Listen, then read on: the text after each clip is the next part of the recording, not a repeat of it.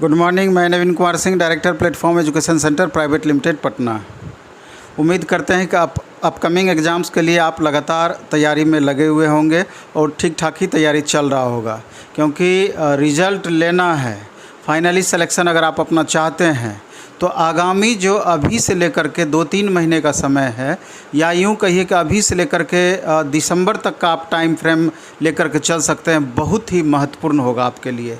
अभी तो अगर रेलवे के संदर्भ में देखा जाए तो रेलवे ग्रुप डी का एग्ज़ाम, जैसा कि पिछला वीडियो में भी हम चर्चा किए थे कि अगस्त के लास्ट वीक से ले सकता है। हालांकि वो राजस्थान के एक न्यूज़पेपर का न्यूज़ था दिया हुआ कि 21 अगस्त के बाद, यानी कि अगस्त के लास्ट वीक से आपका एग्ज़ाम का पूरा डिटेल एग्ज़ाम शुरू हो सकता है, इस तरह का दिया हुआ था। लेकिन कई बार ये देखने को मिलता है पहले भी कि जैसे हिंदुस्तान पेपर वाले हमसे ही बात करते हैं, दैनिक जागरण वाले बात करते हैं, जो न्यूज़ हम उनको देते हैं हूबहू वो छाप देते हैं अपने पेपर में।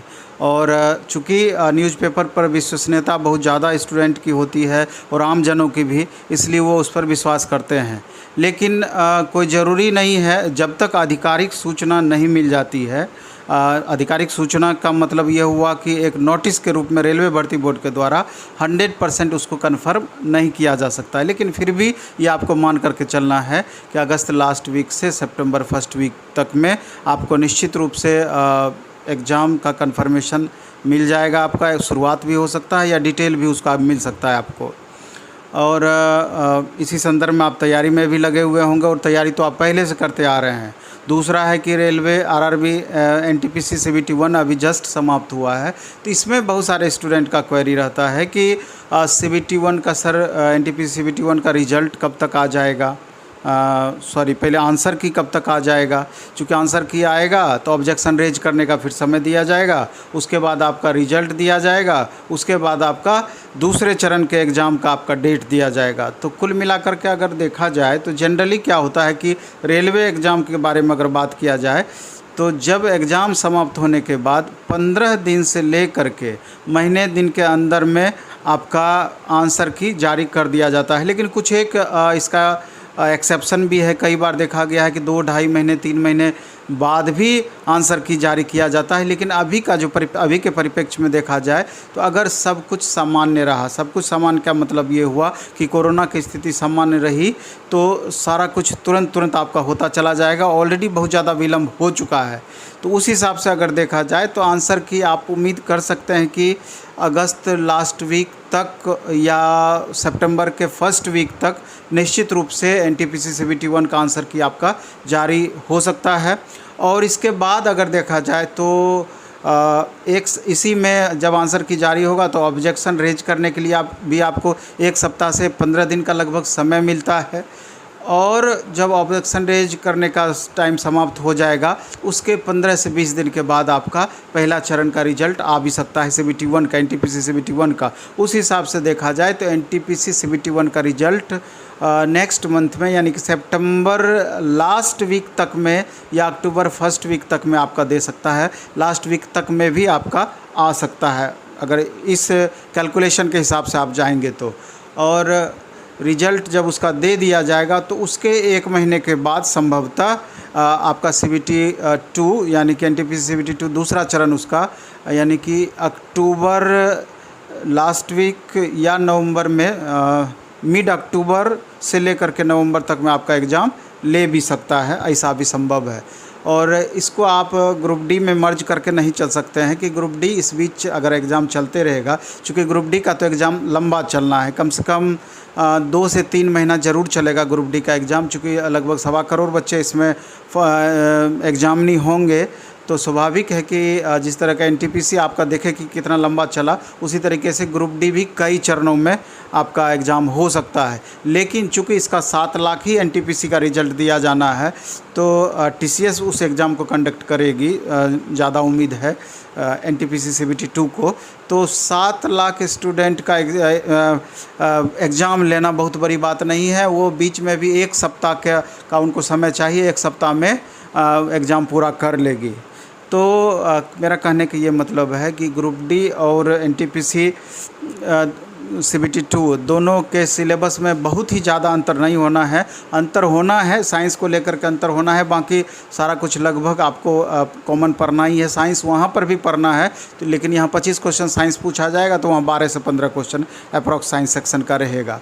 और नंबर ऑफ क्वेश्चन CBT 2 में 120 रहेंगे और यहाँ 100 क्वेश्चन रहेगी। लेकिन अगर आप अच्छे से पढ़ाई करते हैं तो एक साथ दोनों का तैयारी आपका होता चला जाएगा। दूसरा महत्वपूर्ण बात यह है कि अगर किसी कारणवश ग्रुप डी एग्ज़ाम्स में विलम्ब होता है, अगर इस महीने के लास्ट तक में अगर क्लियर नहीं करती है ग्रुप डी का एग्ज़ाम का, तो निश्चित रूप से आप ये मानिए कि फिर से एक बड़ा कैंपेन करने की ज़रूरत रहेगी। आप ट्विटर पे कैंपेन या फिर आप सोशल मीडिया के थ्रू इस पर फिर एक बार आवाज़ सबको मिल कर के बुलंद करना पड़ेगा और तभी ये सरकार आपको इस मुद्दे पर इसको प्रमुखता से लेगी। पहले आप वेट एंड वॉच कर लीजिए एक सप्ताह का। अगर नहीं एक सप्ताह में आपका कंफर्म होता है, यानी कि 15 अगस्त तक में कंफर्म अगर नहीं कुछ भी एक्टिविटी होता है, तो फिर से एक बार लगने की ज़रूरत पड़ेगी। इस बीच में आप अच्छे से रिवीजन करते रहिए, तैयारी करते रहिए और हमको उम्मीद है कि चूँकि आपका सब कुछ पढ़ा हुआ है, अगर बेहतर तरीके से आप सेट वगैरह बनाते चले जाएंगे, पहले का पढ़ा हुआ एक शेड्यूल वे में रिवीजन करते चले जाएंगे तो बहुत परेशानी नहीं होगी, रिजल्ट आपका आना चाहिए। लेकिन रिजल्ट इसके लिए आपको ये भी समझना होगा कि स्कोर ग्रुप डी के अगर संदर्भ में आप देखेंगे तो ग्रुप डी में हो सकता है कि आपका 70 से कम पे सिलेक्शन हो जाए आफ्टर नॉर्मलाइजेशन, चूँकि वो क्वेश्चन के प्रकृति पर निर्भर करेगा और किस बोर्ड में है, नंबर ऑफ़ वैकेंसीज कितनी है, वहाँ पर बहुत बातें इस पर निर्भर करेगी। लेकिन फिर भी हमको ले करके चलना है कि 70 से हम जितना ऊपर जाएंगे उतना ही कन्फर्मेशन हमारा रिजल्ट का बढ़ता चला जाएगा और 70 से जितना ही कम मार्क्स हमको आएगी तो समझिए कि परेशानी उतना ही ज़्यादा आपका बढ़ती चली जाएगी। इसलिए मैक्सिमम स्कोर का हमेशा हमको टारगेट रखनी चाहिए, तभी आप रिजल्ट अंतिम रूप से रिजल्ट पा सकेंगे, नहीं तो परेशानी बनी रहेगी। तो इस वीडियो में हम इतना ही रखेंगे। और दूसरा ये भी हम कहना चाहेंगे कि जैसा हम पिछले वीडियो में भी बताए थे कि मॉक टेस्ट चूँकि बहुत महत्वपूर्ण है, अभी तो NTPC CBT 2 का आगे हम मॉक टेस्ट लाएंगे, लेकिन अभी ग्रुप डी का मॉक टेस्ट आपका चल रहा है। द प्लेटफॉर्म ऐप को डाउनलोड करके प्ले स्टोर से, वहाँ पर डेली टेस्ट, डेली डिस्कशन, चूँकि डेली टेस्ट हो रहा है, मॉर्निंग में 7 या 7:30 बजे से टेस्ट होती है, 1.5 घंटा का टेस्ट आपका होगा और सेम डे में 2 बजे से इसका डिस्कशन भी होता है और 100% पैटर्न पर बेस्ड इसमें क्वेश्चन दिया जाएगा। और डिस्कशन चूँकि बहुत ज़्यादा महत्वपूर्ण इसलिए भी है कि जो क्वेश्चन आपसे नहीं बनता है तो डिस्कशन में अगर आप पार्टिसिपेट करते हैं तो इसका लाभ आपको 100% मिल पाएगा। और फ़ी भी एकदम मिनिमम है, 100 रुपया में आपको 25 टेस्ट आपको मिलेगा और हमको लगता है कि सफिशिएंट है ये। अगर महीना में 25 टेस्ट दे पाते हैं, उसका डिस्कशन कर पाते हैं, तो अलग से बहुत रिवीजन की ज़रूरत नहीं पड़ेगी, इससे आपका काम चलेगा। बाकी आपका जितना पढ़ा हुआ है सिर्फ उसको मेंटेन करते चले जाएंगे एक शेड्यूल वे में, बहुत ज़्यादा दिक्कत नहीं होना है। चलिए इस वीडियो में हम इतना ही रखेंगे। खूब अच्छे से पढ़िए, खूब मन से पढ़िए। धन्यवाद, बेस्ट ऑफ लक। धन्यवाद।